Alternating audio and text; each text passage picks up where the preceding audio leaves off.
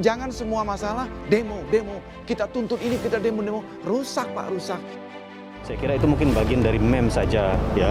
Tetapi apakah meme tersebut melanggar hukum? Nah, biarkan aparat hukum yang menilai. Kata-kata itu relatif ya.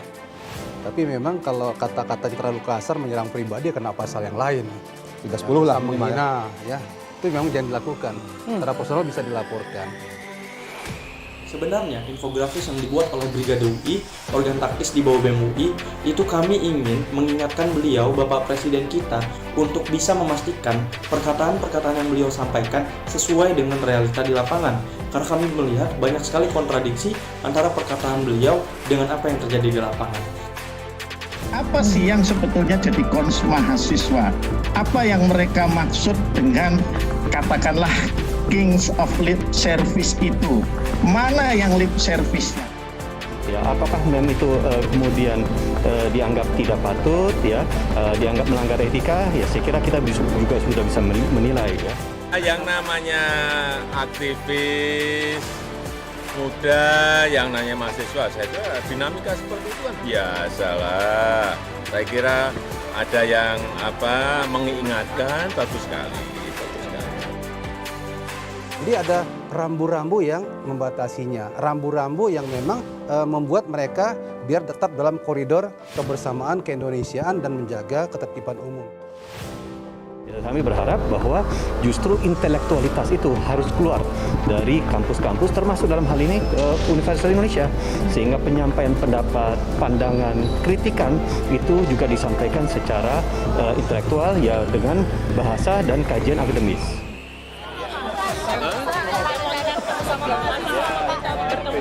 Besok kami akan bertemu dengan para mahasiswa, utamanya dari BEM. Besok.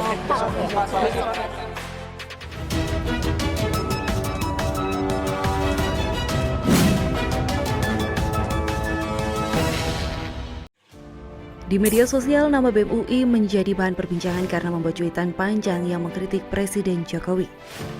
Dalam cuitannya, BEM UI mengunggah foto Jokowi yang sudah diedit dengan background gambar bibir lengkap dengan mahkota raja. Jokowi, the king of lip service, tulis BEM UI dalam caption unggah tersebut. BEM UI menilai Jokowi kerap mengobrol janji manis, akan tetapi janji Jokowi seringkali tak selaras dengan kenyataan.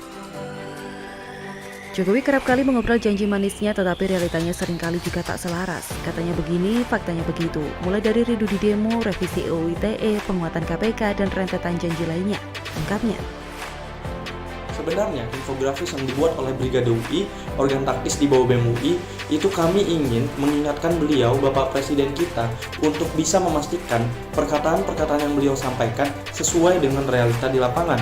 Karena kami melihat banyak sekali kontradiksi antara perkataan beliau dengan apa yang terjadi di lapangan. Jangan semua masalah demo. Kita tuntut ini, kita demo. Rusak Pak, rusak. Apa sih yang sebetulnya jadi kons mahasiswa? Apa yang mereka maksud dengan katakanlah Kings of Lip Service itu? Mana yang lip service-nya? Kritik ini juga ditampilkan melalui situs resmi BEM UI. Buntut dari cuitan tersebut terjadi perdebatan panas. Ada yang mendukung, ada yang menganggap mahasiswa makin lama makin aneh seolah tidak intelektual dalam menyampaikan kritikan. Bahkan BEM UI sudah dipanggil pihak Rektorat UI untuk bertemu untuk memberikan penjelasan dan klarifikasi. Belum ada berita mengenai hasil pertemuan tersebut. Selagi menunggu, izinkan saya menuangkan opini terkait isu ini. Kalau menurut saya, Presiden tidak usah menanggapi, tapi Jubir Presiden Fajrul Rahman juga ikut merespon kritik tersebut. Dia menyebut segala aktivitas kemahasiswaan merupakan tanggung jawab pimpinan UI.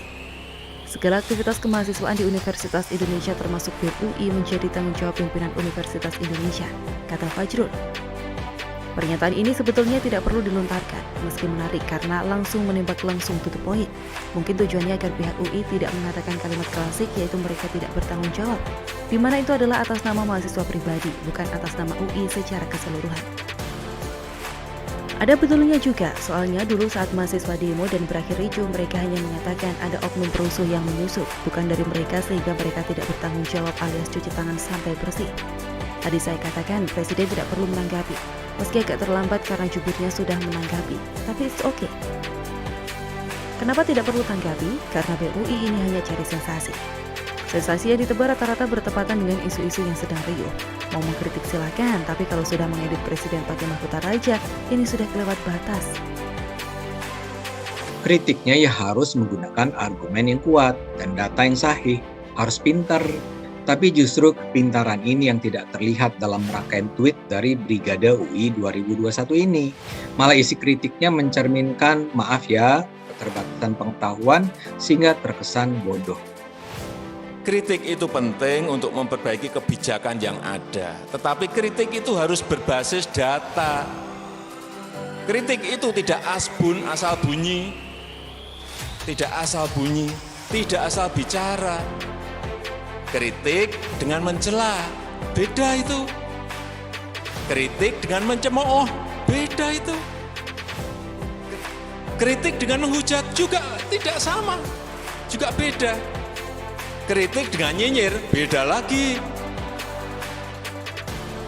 Ini bukan tipe mengkritik dengan memakai intelektualitas yang melekat pada diri mahasiswa, tapi lebih mirip tukang nyinyir ala politisi sakit hati. Saya mulai flashback sedikit, ingat insiden kartu kuning kepada Jokowi. Ketua BEM UI saat itu Zadit Taqwa memberikan kartu kuning kepada Presiden Jokowi saat Jokowi menghadiri acara Disnatalis ke-68 UI di Balai Irung, Depok. Etiskah? Kalau soal adik-adikku dari BEM UI bukan hal yang pertama kali, hal yang untuk kesekian kali dan biasa. Kalau kita menyebutkan mahasiswa itu ada dua variabel penting yang melekat pada diri mahasiswa. Yang pertama itu adalah kemampuan intelektual yang mereka miliki dengan wawasan yang kita tahu. Anak UI loh, Mbak Afi, kita ini iluni. Yang kedua, mereka memiliki daya kritis yang tinggi. Tetapi dalam era demokrasi ini, dua hal itu didukung juga dengan dua hal yang paling penting. Yang pertama itu adalah kemampuan menganalisa dengan baik, dan yang kedua itu adalah kemampuan untuk bisa memahami dan melihat perkembangan demokrasi. Itu yang paling penting dalam ciri mahasiswa, apalagi mahasiswa Universitas Indonesia, BEM-nya maksud saya. Kartu kuning adalah simbol kritikan kepada Presiden, di mana dalam tahun keempat pemerintahan Jokowi saat itu, ada sejumlah hal yang menjadi sorotan BEM UI. Salah satu masalah tersebut adalah isu gizi buruk di Asmat. Orang ini sudah kena skakmat sampai tak bisa ngomong apa-apa ketika dia ditantang untuk terjun ke lapangan dan tinggal langsung di sana. Saya akan kirim mungkin ketua dan anggota-anggota di BEM untuk ke Asmat dari UI ya, biar lihat betul bagaimana medan yang ada di sana. Aksi lainnya adalah saat para mahasiswa menolak RKUHP, RUU KPK, dan sejumlah rancangan undang-undang lainnya yang dianggap tidak berpihak pada masyarakat. Demo berakhir ricuh, rusuh, kerusakan di mana-mana, di banyak kota pula. Siapa yang tanggung jawab? Semuanya pura-pura bego, ngeles, mengatakan itu ada ulah oknum penyusup yang bukan bagian dari mereka. Ada yang menarik diri saat demo berakhir rusuh. Mereka tidak mau dianggap ikut menyebabkan semua itu terjadi. Etiskah? Dan sekarang mereka kembali membuat cuitan sensasional dengan tajuk The King of Lip Service. Saya malah berpikir bukankah ini lebih cocok disematkan kepada gubernur yang menangnya lewat kesantunan, kata-kata dan didukung kelompok penjual agama dan pengancam jenazah tidak disolatkan. Mungkin mereka sedang halusinasi.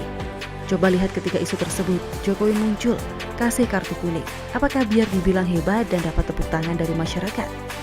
Saat isu RKUHP dan RUU KPK riuh, mereka hadir. Padahal penjelasan soal RUU itu sudah jelas.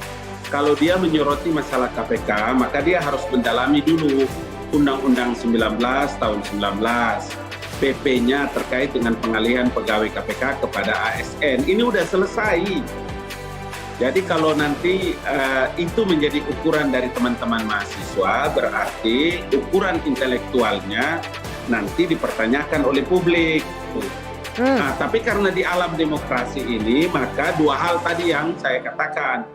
Ketajaman kemampuan intelektualnya menjadi ukuran terhadap identitas dari mahasiswa. Dan yang kedua itu adalah ketinggian peradaban moral.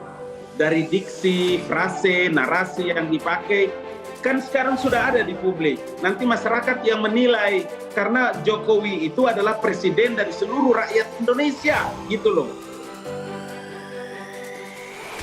Meski tim komunikasi dari pemerintah memang agak amburadul saat itu, sehingga sosialisasi tidak maksimal dan bikin publik bingung, serta hoax bertebaran dengan mudah. Dan sekarang pas ketika pandemi memburuk, mereka muncul lagi. Salah satunya bicara soal TBK pula. Ada apa ini? Mahasiswa mau cari sensasi lagi kah? Kalau begitu, cara paling manjur ya biarin aja mereka. Lama-lama juga capek sendiri. Anggap saja kurang perhatian dan mau cari sensasi. Jadi, bagaimana menurut Anda?